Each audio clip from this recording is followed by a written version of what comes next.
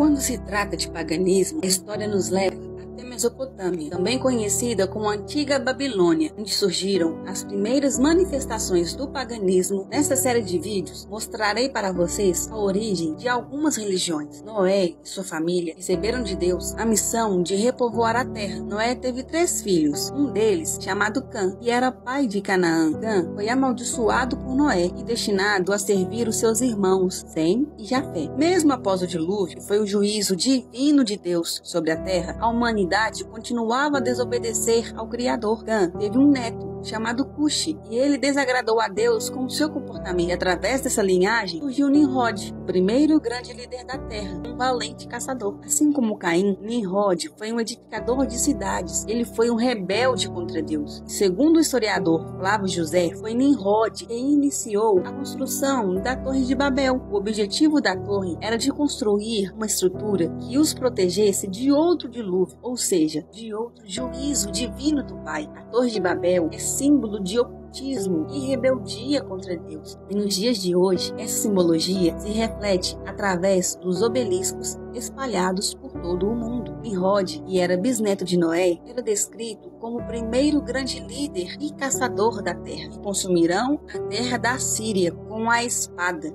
e a terra de Nimrod nas suas entradas. Miqueias capítulo 5, versículo 6. Deus interveio na construção da Torre de Babel e assim confundiu a língua daquelas pessoas e as dispersaram sobre a terra, levando à criação de diferentes povos e culturas. Após isso, Nimrod se tornou líder de um império babilônico assírio e foi deificado. As pessoas acreditavam que ele tinha uma comunicação com o mundo espiritual que o permitia a realizar grandes feitos. Nimrod se casou com sua própria mãe, Semiramis, e mais tarde foi deificada como a deusa da lua. Acredita-se que Nimrod foi morto por seu tio-avô Sem, como uma tentativa de mostrar que Nimrod não era um deus. Após a sua morte, Semiramis disse que estava grávida do espírito dele e que seu filho, Tammuz, era a sua reencarnação. Quando Nimrod toma sua mãe, Semiramis, como esposa, ele estabelece um culto que a torna rainha do céu. Semiramis foi elevada ao panteão celestial e passou a ser venerada como a deusa lua. Após a morte de Nimrod, Semiramis saiu em busca das partes de seu corpo para reuni-las. Ela só não encontrou o órgão reprodutor,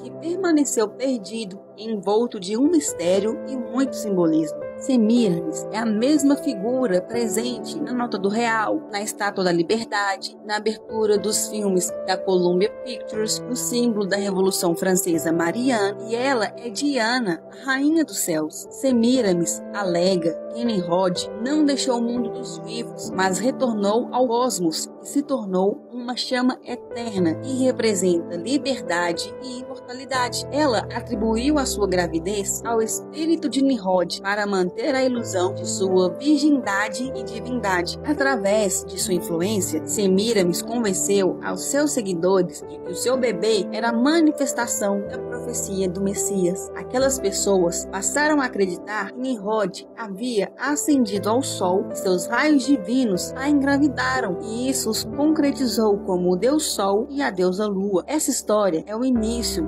da adoração a deuses parentais.